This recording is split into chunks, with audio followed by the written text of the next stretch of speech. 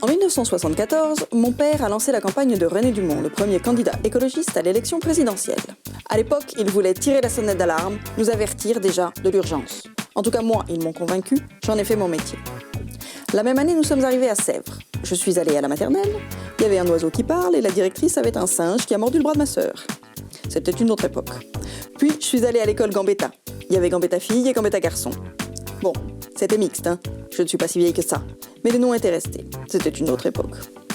Je suis allée au collège Lecoq. Il y avait des arbres dans la cour, pas beaucoup. Je suis montée au lycée qui s'appelait Archinard. Et puis je suis partie 15 ans.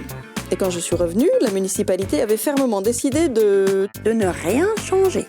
Sèvres était restée dans le jus des années 80, bétonnée, sans énergie renouvelable, sans écoquartier, sans piste cyclable digne de ce nom, rien de rien.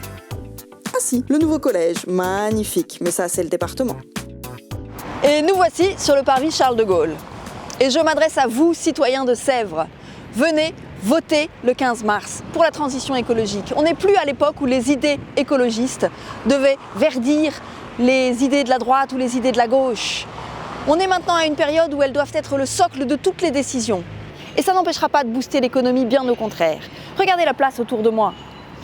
À l'époque où elle a été créée, dans le 93, il y avait déjà des technologies de pointe pour arriver à s'adapter au changement climatique, à laisser passer la pluie à travers les revêtements, à naturaliser les places. Regardez le rue de Marivelle, il est à pleurer, il est si loin de la naturalité aujourd'hui. Et regardez le cosmétique de ces quelques plantes près de la route, alors que tout le reste est complètement imperméable. Je trouve ça extrêmement symbolique des idées que nous présente la liste sortante. Savez-vous qu'il existe sur le territoire une stratégie d'adaptation au changement climatique qu'il faut signer et que le maire n'a jamais signé pour l'instant, depuis plusieurs années?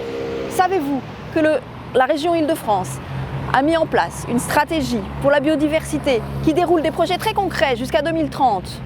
Aucun projet porté par Sèvres. Savez-vous que quand on dit 100% de bio dans les cantines sans mettre en place un véritable plan alimentaire territorial, ça signifie qu'on va avoir des poires d'Amérique du Sud dans les assiettes de nos enfants à la saison de la poire française? Ce sont des thématiques sur lesquelles on ne peut pas plaisanter ou les prendre à la légère. Il faut penser globalement, agir localement, vous le savez. Alors, le 15 mars, votez pour la transition écologique à Sèvres.